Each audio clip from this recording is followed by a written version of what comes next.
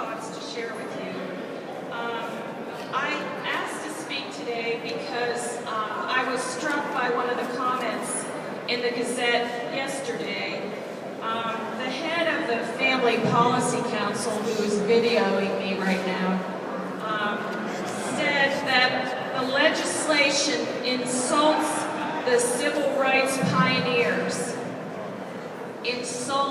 So a legislation that would say discrimination is not allowed is insulting to the civil rights pioneers.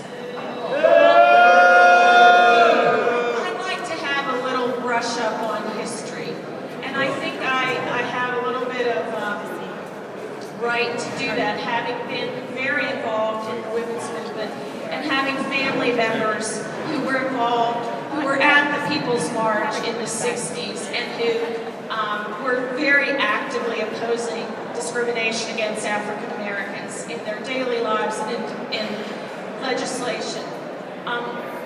What I have to say is, on this issue, the Family Policy Council of West Virginia is on the wrong side of history.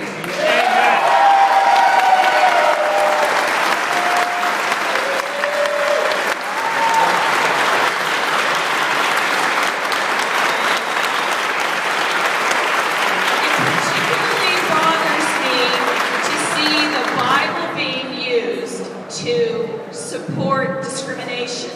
As I recall, the Bible was used to justify slavery.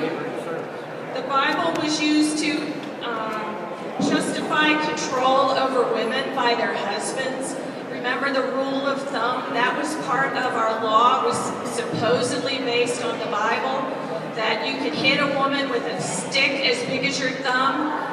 Well, at the very least, our state, which was forged, and I mean forged in the sense of forging metal and having a battle over it, our state was formed as part of the civil rights movement in the 1860s and 1863. Our state should not permit discrimination against anybody because of their status at the workplace, in public accommodations, and housing. You shouldn't lose your home because somebody doesn't like the way you are. And it seems to me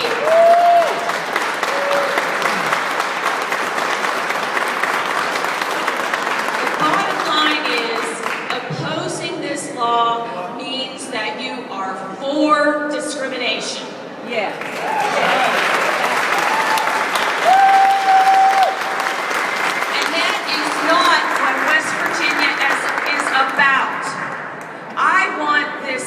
To be more perfect, part of a more perfect union, and this law banning discrimination because of sexual orientation is the way where we make our state more perfect.